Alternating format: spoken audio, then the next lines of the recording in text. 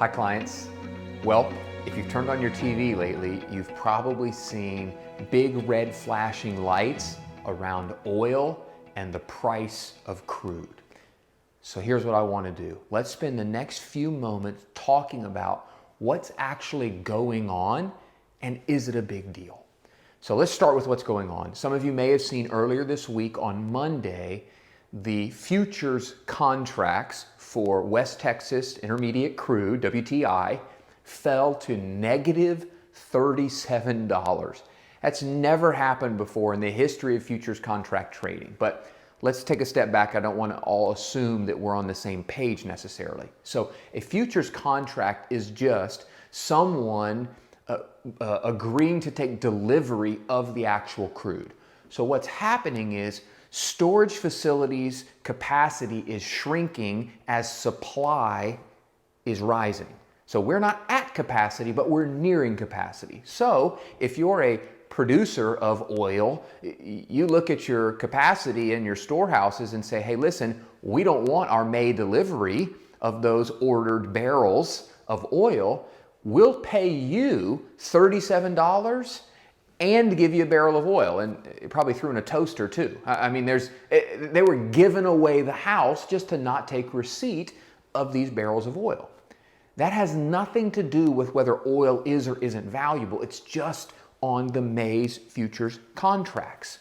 Now, when you go out a couple of months, June, July, August, September, they're trading at $25 to $30. So there was a $55 difference in those two.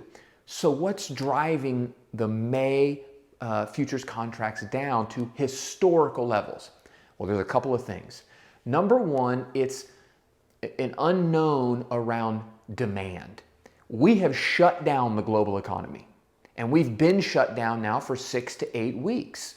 And oil, or fossil fuel, if you will, is used for way more than just your car, right? Plastics and other things have a significant reliance on fossil fuels. So as the world has sort of taken a sabbatical, if you will, from the demand side, supply has continued to rise as they've pumped oil out of the wells. So until we can successfully show that we can bring back online the global economy, there's going to be uncertainty over the demand.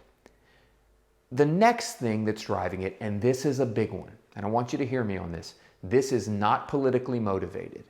Saudi Arabia is driving prices down in an attempt to take as many North American shale producers offline as possible. We've known that. That's what happened in 2015, and it's also what's happening now. In fact, there were about 4 large Saudi Arabian tanker ships filled with oil making their way across the ocean before they were told to turn around. What were they doing? They were coming to flood the markets even more with oil. Saudi Arabia has long since wanted the North American producers out of the picture. And so what we believe is inevitable is that there's going to have to be some government interference here, potentially tariffs or other things, to help set a fair and marketable price for oil moving forward. But what's really important to know about oil and the media is we've gone from, if you sort of look at the arc of narrative in the media, we've gone from an impeachment trial. And again, this is not politically inclined. This is just the news cycle since February. We've gone from an impeachment trial to the coronavirus to governors and the president fighting over control to did China lie, to Russia and Saudi Arabia, to now U.S. oil is going to be worth negative dollars. But all of it has to be grounded in reality if it's true. And there are many parts of what we're reading and seeing about oil that just simply are not true. Now, are we going to get back to $100 a barrel of oil? I don't think there's any indication that that may ever happen again, or at least not in the near future.